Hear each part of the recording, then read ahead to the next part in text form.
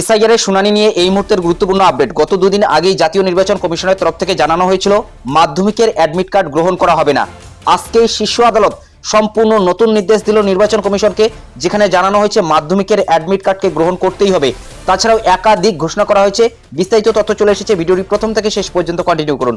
তো ভিডিওটি শুরু করার আগে ছোট্ট একটি রিকোয়েস্ট, ভিডিওটিতে একটি লাইক করে দিন, চ্যানেলে নতুন হলে চ্যানেলটি সাবস্ক্রাইব করে নিয়ে পাশে থাকা বেল আইকনটি প্রেস করে অল নোটিফিকেশনটি অন করে দিন।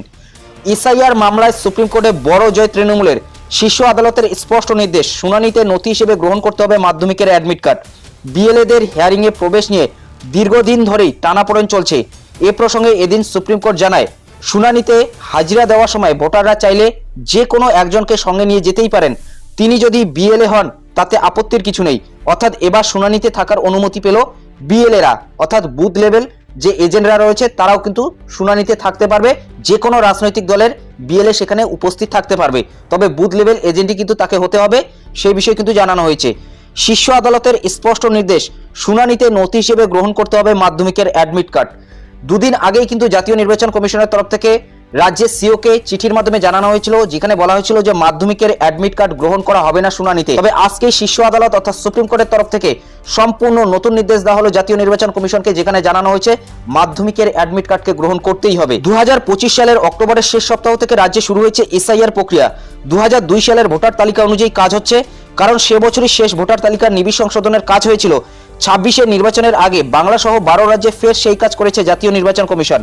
2002-এর ভোটার তালিকায় নাম না থাকলে নিয়ম অনুযায়ী এসআইআর শুনানিতে গিয়ে নিজের যথাযথ নথিপত্র দিয়ে নাম তোলার আবেদন জানাতে পারবেন ভোটাররা। এছাড়া যে কোনো অসঙ্গতি বা ভুল সংশোধনের জন্য নথি জমা দিতে হবে নির্বাচন কমিশনে। মূলত বুঝতেই পারছেন, এই নির্দেশগুলো কিন্তু আগেই জানানো হয়েছিল। ভোটার তালিকায় নাম তোলার জন্য নির্দিষ্ট 13টি নথির উল্লেখ করেছিল কমিশন। জানা গিয়েছিল তার মধ্যে ছিল না মাধ্যমিকের অ্যাডমিট কার্ড, কিন্তু এই নথি বেশিরভাগ ক্ষেত্রে গ্রহণযোগ্য। এই যুক্তিতে নাগরিকত্বের জন্য তা গ্রহণ করার আবেদন জানানো হয়েছিল রাজ্য নির্বাচন কমিশনের তরফে। নানা স্তরে সেই আবেদন উঠেছিল, মনে করা হচ্ছিল এই নথিটি গ্রাহ্য হবে। ফলে শুনানিতে ডাক পাওয়া ভোটারদের কাছ থেকে মাধ্যমিক বা দশম শ্রেণীর ফাইনাল পরীক্ষার অ্যাডমিট কার্ড গ্রহণ করেছিল বিএলও। কিন্তু গত বৃহস্পতিবার দিল্লি থেকে রাজ্য নির্বাচন কমিশনের দপ্তরে নোটিশ পাঠিয়ে জানানো হয়েছে মাধ্যমিকের অ্যাডমিট কার্ড নথি হিসেবে গণ্য হবে না। ফলে বহু মানুষ নতুন করে হয়রানির আশঙ্কা করেন। ঘটনার জল গড়ায় সুপ্রিম কোর্টে। এদিন শীর্ষ আদালত সাফ জানিয়েছে মাধ্যমিকের অ্যাডমিটকে এসআইআর নথি হিসেবে গ্রহণ করতে হবে। পাশাপাশি বিএলএদের হিয়ারিং এ উপস্থিত থাকার অনুমতিও দিয়েছে শীর্ষ আদালত। বলাই বাহুল্য, এটা তৃণমূলের বড় জয়। মূলত বুঝতেই পারছেন, এই বিষয়ে কিন্তু অনেকেই হয়রানির শিকার হয়েছে, যেখানে জানানো হয়েছিল যে অ্যাডমিট কার্ড মাধ্যমিকের নেওয়া হবে না। তবে এই বিষয়ে অনেকেই মতামত দিয়েছিলেন মাধ্যমিকের অ্যাডমিট কার্ডটাকে যাতে গ্রহণ করা হয়। যদি মাধ্যমিকের পাস সার্টিফিকেট গ্রহণ করা হয় তাহলে মাধ্যমিকের অ্যাডমিট কার্ড কি কারণে গ্রহণ করা হবে না, সেটাই কিন্তু একটা বড় প্রশ্ন ছিল। এবং আজকেই সুপ্রিম কোর্টের তরফ থেকে জানানো হলো মাধ্যমিকের অ্যাডমিট কার্ডকে নিতেই হবে। অপরদিকে জানা যাচ্ছে, পশ্চিমবঙ্গে ভোটার তালিকায় বিশেষ নিবিড় সংশোধন বা এসআইআর প্রক্রিয়ায় শুনানি পর্বে শীর্ষ আদালতের মৌখিক পর্যবেক্ষণ, রাজ্য বোর্ডের দেওয়া মাধ্যমিক অ্যাডমিট কার্ডকে ভোটার তালিকার এনুমারেশনের জন্য বৈধ নথি হিসেবে গ্রহণ করতে হবে। প্রধান বিচারপতি সূর্যকান্ত, বিচারপতি দীপঙ্কর দত্ত ও বিচারপতি জয়মাল্য বাগচিকে নিয়ে গঠিত বেঞ্চে এই মামলার শুনানি চলছিল। তৃণমূল কংগ্রেসের কয়েকজন আবেদনকারীর পক্ষে সওয়াল করে আইনজীবী কল্যাণ বন্দ্যোপাধ্যায় জানান, নির্বাচন কমিশন মাধ্যমিকের অ্যাডমিট কার্ড গ্রহণ করছে না। এই প্রসঙ্গে বিচারপতি জয়মাল্য বাগচি প্রশ্ন তোলেন, এসআইআর সংক্রান্ত প্রেস বিজ্ঞপ্তিতে যখন মাধ্যমিকের অ্যাডমিট কার্ডকে গ্রহণযোগ্য নথির তালিকায় রাখা হয়েছে, তখন নির্বাচন কমিশন কিভাবে তা অস্বীকার করতে পারে? বিচারপতি দীপঙ্কর দত্ত একই সুরে মন্তব্য করে বলেন, মাধ্যমিকের অ্যাডমিট কার্ড গ্রহণ করা ছাড়া উপায় নেই, কারণ রেজাল্ট কার্ডে জন্ম তারিখের উল্লেখ থাকে না। তার বক্তব্য, পশ্চিমবঙ্গ মধ্যশিক্ষা পর্ষদ অ্যাডমিট কার্ডেই জন্ম তারিখ নথিভুক্ত করে, পাস সার্টিফিকেটে নয়। ফলে যদি শুধু সার্টিফিকেট চাওয়া হয় সেখানে জন্ম তারিখ পাওয়া যাবে না, সেক্ষেত্রে অ্যাডমিট কার্ডকেই অনুমোদন দিতে হবে। বস্তুত এসআইআর বৈধ নথি হিসেবে মাধ্যমিকের অ্যাডমিট কার্ড গ্রহণ করা হবে না, এই মর্মে রাজ্যের মুখ্য নির্বাচনী আধিকারিক অর্থাৎ সিও মনোজ কুমার আগরওয়ালকে চিঠি দিয়ে বিষয়টি স্পষ্টভাবে জানিয়ে দিয়েছিল নির্বাচন কমিশন। এসআইআর এর জন্য আগেই 13টি নথির কথা উল্লেখ করেছিল কমিশন। রাজ্যের মুখ্য নির্বাচনী আধিকারিকের সঙ্গে জেলা নির্বাচনী আধিকারিকদের বৈঠকে মাধ্যমিকের অ্যাডমিট কার্ডকে বৈধ নথি হিসেবে গ্রহণ করার বিষয়ে আলোচনা হয়েছিল।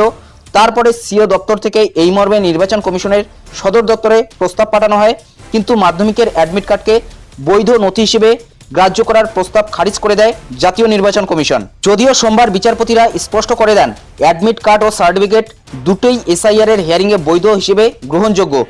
বস্তুত পশ্চিমবঙ্গের ভোটার তালিকা সংশোধনের সময় যাদের নাম লজিক্যাল ডিসক্রিপেন্সি বা তথ্যগত অসঙ্গতির অভিযোগ উঠেছে, সেই প্রায় 1,25,00,000 ভোটারের নাম প্রকাশ করার নির্দেশ দিয়েছে শীর্ষ আদালত। নোটিশের সংখ্যা বিপুল হওয়ায় আদালতের নির্দেশ, লজিক্যাল ডিসক্রিপেন্সি তালিকাভুক্ত ভোটারদের নাম গ্রাম পঞ্চায়েত, ব্লক অফিস এবং ওয়ার্ড অফিসে টাঙাতে হবে। ওই তালিকার বিরুদ্ধে 10 দিনের মধ্যে আপত্তি জানানো যাবে এবং প্রয়োজনীয় নথি জমা দেওয়ার জন্য বাড়তি সময়ও দিতে হবে। মূলত বুঝতেই পারছেন, এখন থেকে কিন্তু আপনারা গ্রাম পঞ্চায়েত অফিস অথবা ব্লক অফিস অথবা ওয়ার্ডের অফিসে এই যে লজিক্যাল ডিসক্রিপেন্সির যে তালিকাগুলো রয়েছে সেগুলো কিন্তু টাঙানো দেখতে পারবেন এবং সেখানে উল্লেখ করা থাকবে যে কাদের কাদের নামের অসঙ্গতি রয়েছে। এক নজরে দেখে নিচ্ছি আজ সুপ্রিম কোর্টের তরফ থেকে কোন কোন নির্দেশ দেওয়া হয়েছে। বিএলএদের শুনানিতে থাকতে দিতে হবে, সব লজিক্যাল ডিসক্রিপেন্সি বা আনম্যাপ কেসের তালিকা প্রকাশ করতে হবে। 3 নম্বরে বলা হয়েছে শুনানির স্থানের সংখ্যা বাড়াতে হবে। 4 নম্বরে মাধ্যমিকের অ্যাডমিট কার্ড গ্রহণযোগ্য নথি হিসেবে অনুমোদন দিতে হবে। 5 নম্বরে নথি জমা দেওয়ার পর রসিদ প্রদান করতে হবে, অর্থাৎ যারা নথি জমা করবে তাদেরকে রসিদ দিতে হবে। এই কয়েকটি আপডেট উঠে এসেছে আজকে সুপ্রিম কোর্টের তরফ থেকে।